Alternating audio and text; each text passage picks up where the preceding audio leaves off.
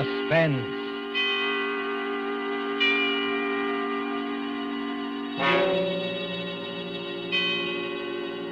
This is the Man in Black, here again to introduce Columbia's program, Suspense. Our stars tonight are Miss Agnes Moorehead and Mr. Ray Collins. You have seen these two expert and resourceful players in Citizen Kane, The Magnificent Amberson, in which Miss Moorehead's performance won her the 1942 Film Critics Award. Mr. Collins will soon be seen in the Metro-Goldwyn-Mayer Technicolor film, Salute to the Marines.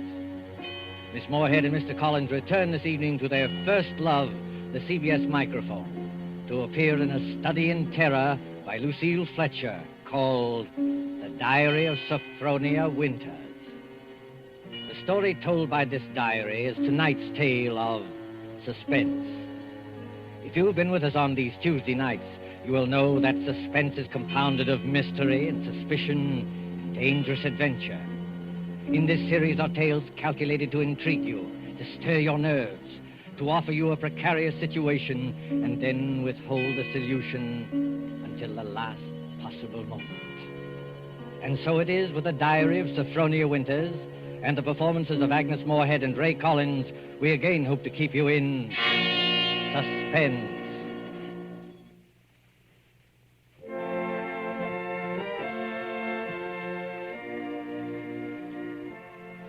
February 1st, St. Petersburg, Florida. I, Sophronia Winters, have hereby begun this diary because on this date I feel for the first time that I've begun to live. Diaries are no good unless one has thrilling experiences.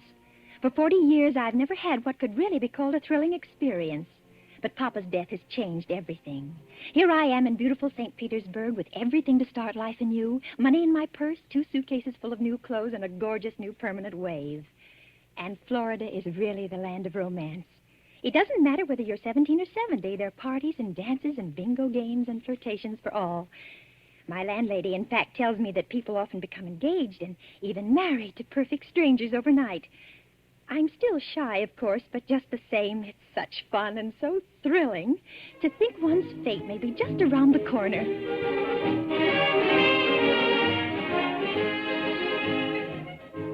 February 3rd. Oh, diary, it is beginning. This morning when I came out of my lodging house to go down to the beach, I noticed a man, a thrilling-looking man, sitting across the street on a bench. It was just as though he were waiting for me, because when I came out, he sort of started up as though he knew me. Of course, I didn't speak first, but I knew the minute I started down the street that he was following me. Well, I got to the beach and sat down with my magazines, and suddenly there he was, strolling toward me with a broad smile. Well, sitting out here all by your lonesome? Oh, yes, I am. Didn't I see you last night over at the Starfish Tea Room? The Starfish Tea Room? Mm-hmm. Oh, yes, I was there yesterday. But it was so crowded, I'm afraid I don't recall. Mighty nice cuisine they've got over there. Mind if I sit down beside you? Oh, not at all. Oh, just a minute. Sit on this magazine. The beach is so sandy. Oh, sand doesn't bother me. I'm from Maine, you know. We get plenty of sand up there. Do you? You've been down here at St. Pete long? Oh, just 3 days. 3 days? That's a long time. It's a wonder I didn't spot you before. Oh, Mr. Johnson's the name, Hiram Johnson. Oh.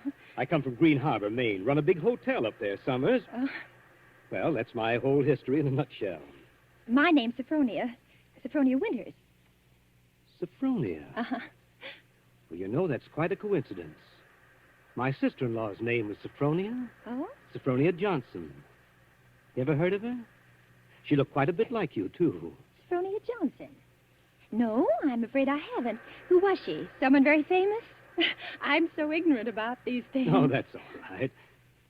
Say, look at that sun, will you? I'd say it was pretty nearly time for lunch.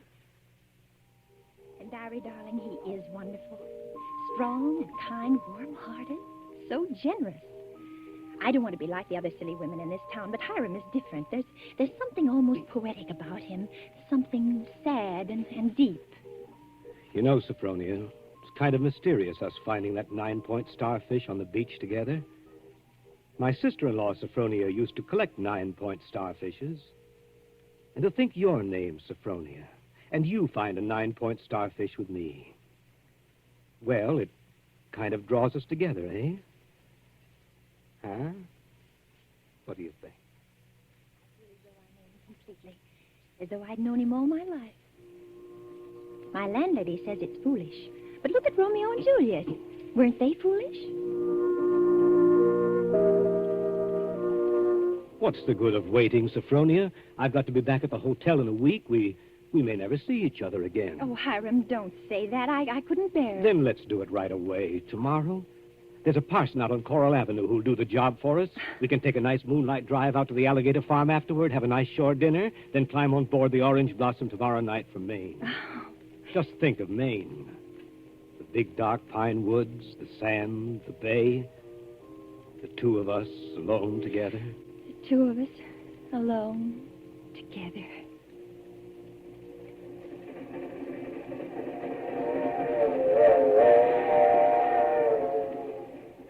February 7th, on board the Orange Blossom. I was married in a wedding dress of Alice blue moire, with a frill of white organdy at the collar and wrists, and a rhinestone belt buckle. Hiram sent me talisman roses. I'm pressing one precious flower between the pages of this diary for luck.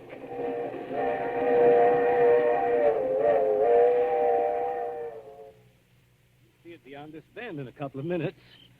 Bags heavy? No, not particularly, dearest.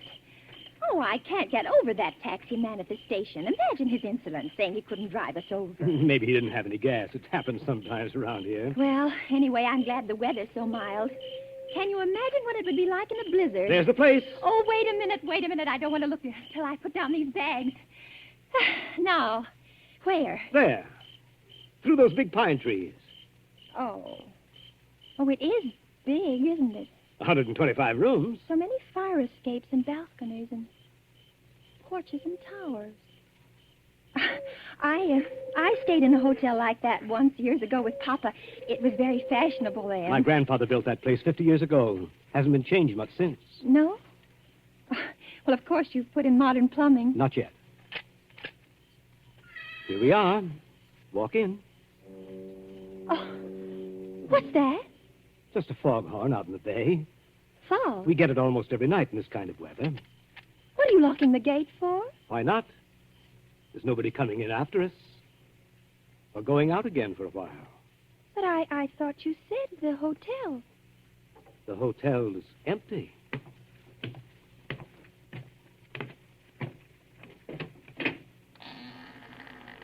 Hiram. What is it now? Hiram, darling, I know it sounds silly, but let's not go in there tonight. Let's wait until morning. Why? Oh, just because it's so dark and empty. There's not a light in the whole place, and no one's expecting us.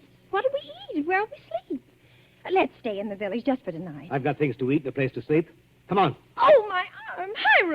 Hiram!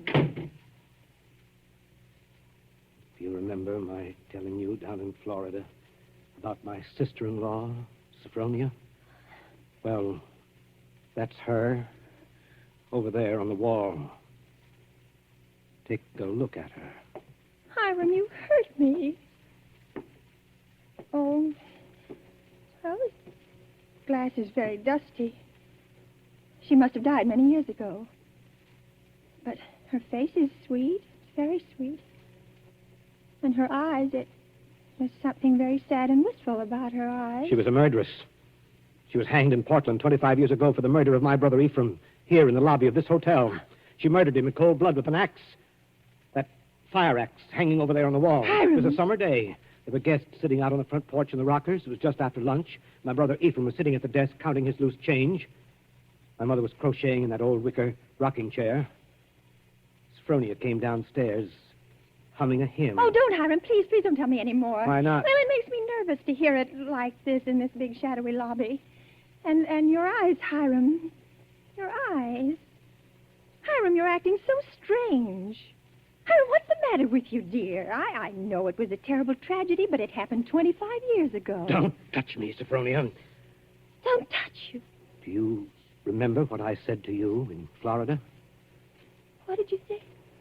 Well, you said a million sweet and wonderful things to me, Hiram. I said you resembled my dead sister-in-law. Look at her again. Look at her closely.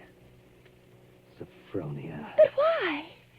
Oh, no, I can't. It's too horrible. I can't look at her face with any pleasure now, knowing she was a murderess. You're afraid to look at it? No, I'm not afraid. Hiram!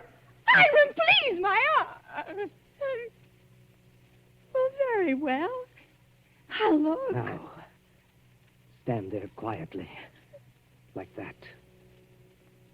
Take off your glasses. That's all I wanted to see. That's all I wanted to see.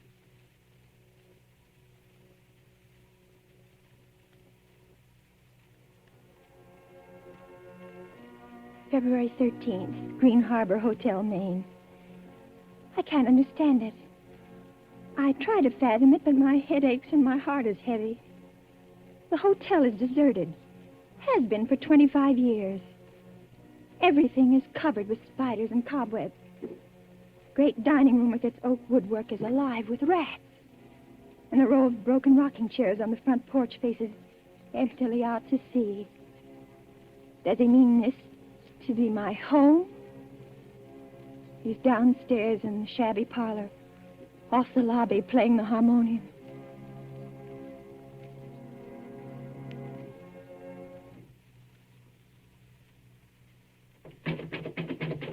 Sophronia, Yes? Yes, Hiram? sleeping? No, dear. Why is your door locked? Come out. I want to show you around the place. It's all right, dear. I've seen it. I've seen just about everything. No, you haven't. You haven't seen the grounds at all. The grounds? But, Hiram, it's after midnight. I want to show you where my sister-in-law, Sophronia, is buried. Well, not tonight, dear. Please, it's so late, and I have a headache. Open the door, Sophronia. I want you to come now. No, I shan't. Oh, go away and let me alone. I won't. I won't. No use carrying on like that. You see, I have pass keys to all the doors.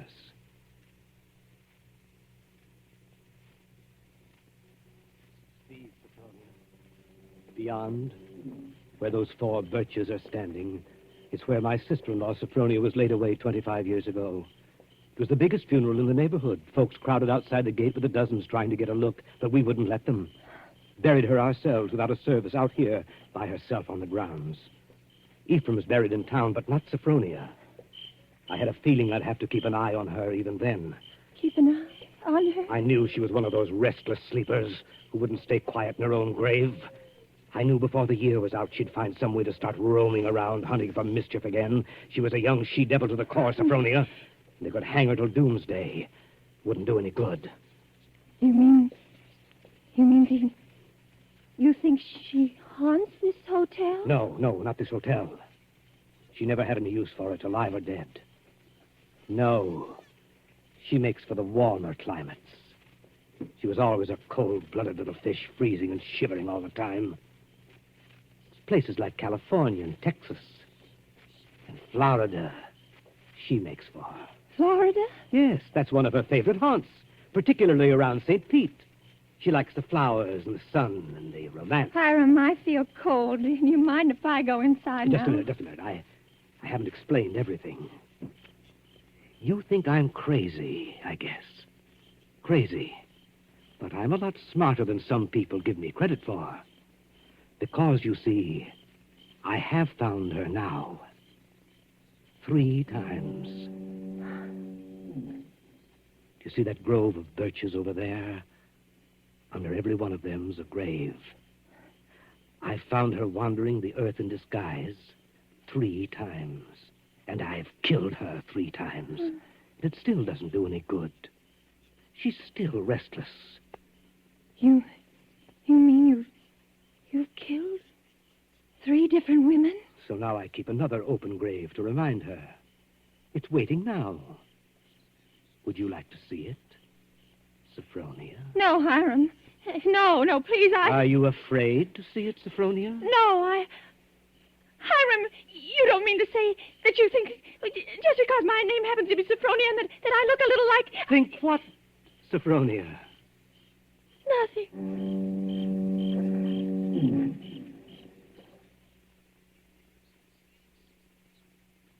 February 14th. My mind is made up. I made a terrible mistake, and I must get away from this place. I must get away from Hiram as quickly as I can. It should be easy. There's no fog today. If I can only escape from the hotel, I can run and hide in the pine woods. No. I shall wait for dusk, when he generally sits down in the parlor and plays the harmonium. I can hide a little earlier in one of the deserted rooms, and then, when his back is toward the lobby, slip out the front door.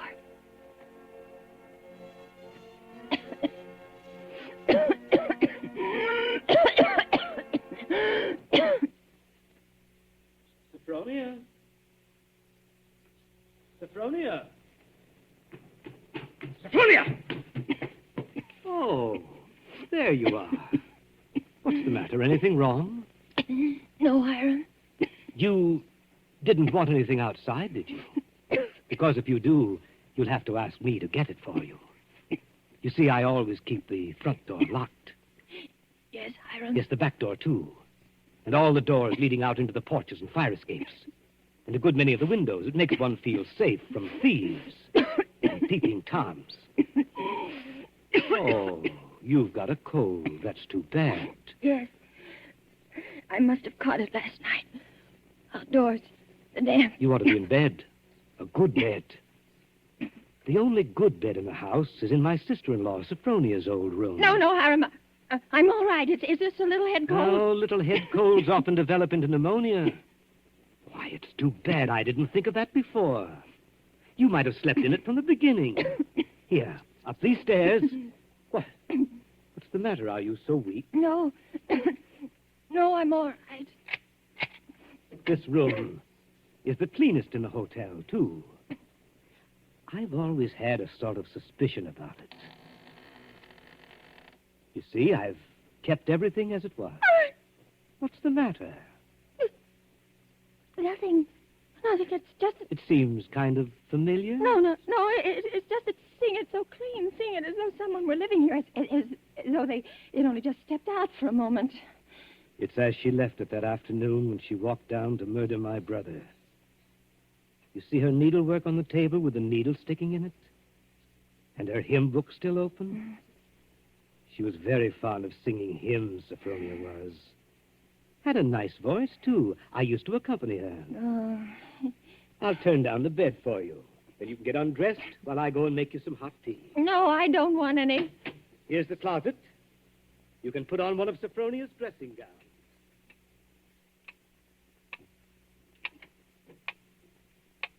Diary, I'm beside myself. I shall go mad.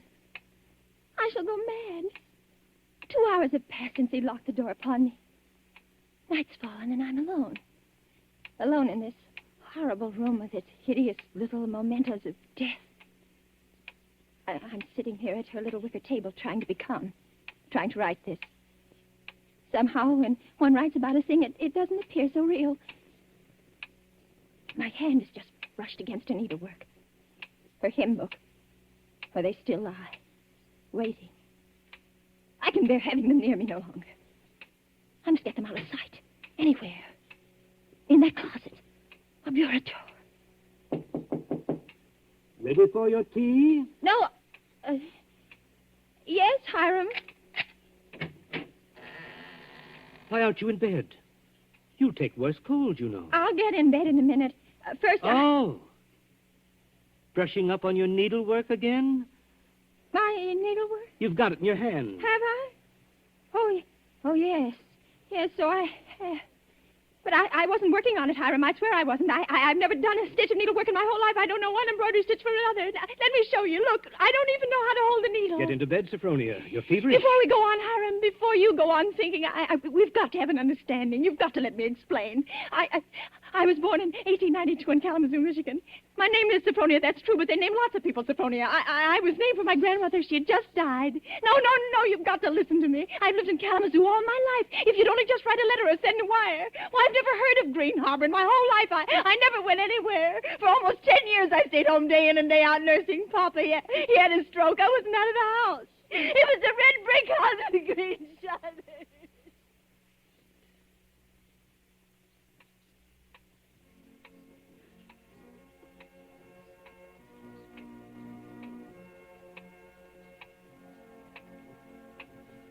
February 15th. Now I live only from moment to moment, listening to each creak upon the stairs. I've been in bed all day. It's night now. The foghorn has begun to blow again.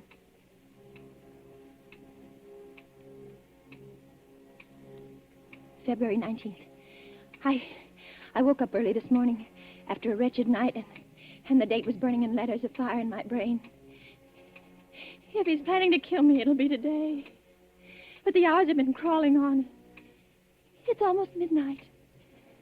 Oh, why, if he's going to kill me, doesn't he do it at once? Why does he torture me like this? I'd rather be dead than sit here in this room one moment longer. I can't bear it. If he doesn't come in 5 minutes, I shall force him to come. I shall beat on the door. No. Rather let me sit quiet praying that he doesn't come. Oh, I want to live. I want to live.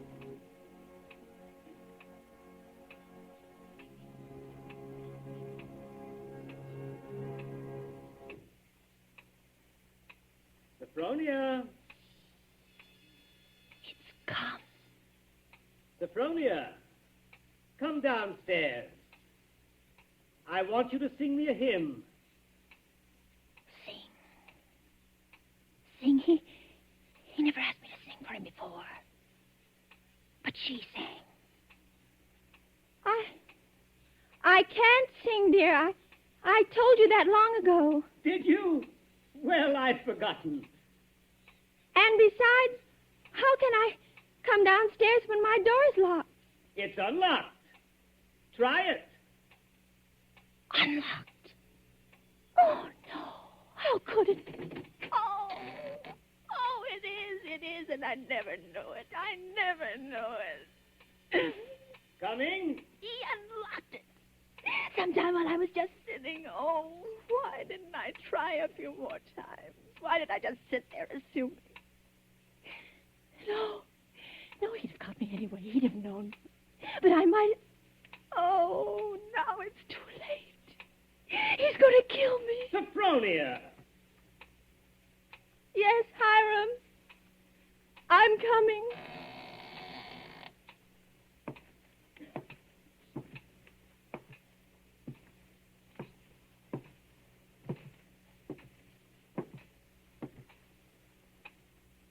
Hiram, where are you? In here. In the parlor. What are you doing there, Hiram? Waiting to hear you sing. You're at the harmonium? Yes. All right. I'll sing. I haven't sung in years, but I might as well. I'll sing for you out here in the hall. My voice will carry better. It always did carry better in the hall, didn't it, Sophronia? So you remember that, too. Of course, you know both the front and back doors are locked. Play a few bars, Hiram, dear, to warm me up. Shall I sing, too, Sophronia? Would you like me to sing along with you? If it pleases you, Hiram. Work for the night is coming. Work in the morning sun. Work for the night is coming when man's work is done. Work while the daylight darkens. Work in the summer sun. Work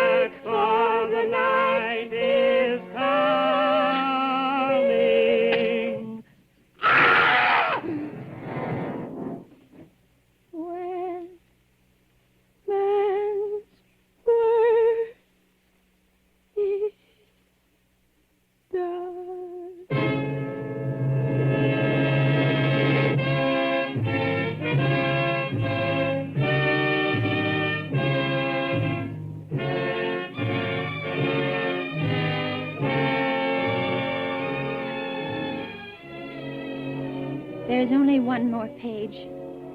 Shall I read it to you? Yes. Yes, go ahead. March 22nd. I've been sick, I think, for a very long time. The pages of my diary are blank, but I shall take you out again, poor diary, today and start you over again. No, I shall never look back at the other pages. I shall only write on and on about this beautiful place, so that no one reading this diary will ever know that I did it.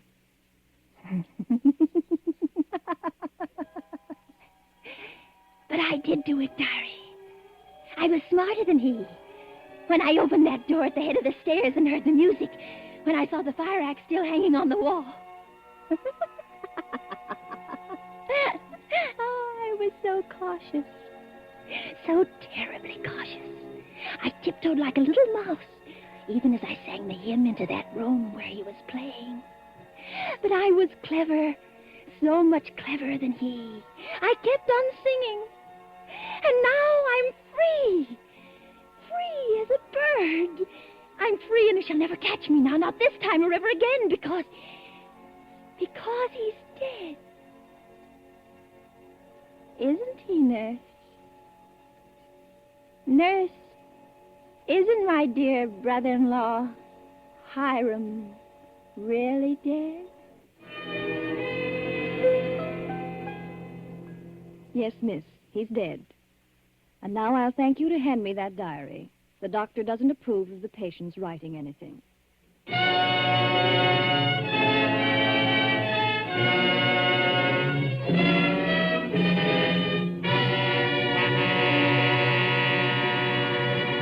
And so closes The Diary of Sophronia Winter, starring Agnes Moorehead and Ray Collins. Tonight's tale of Suspense.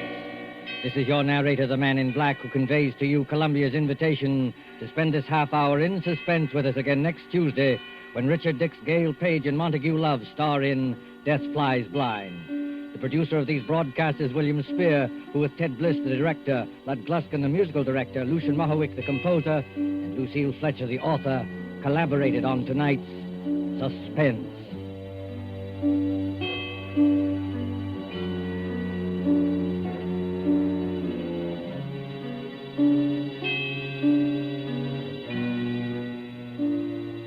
This is the Columbia Broadcasting System.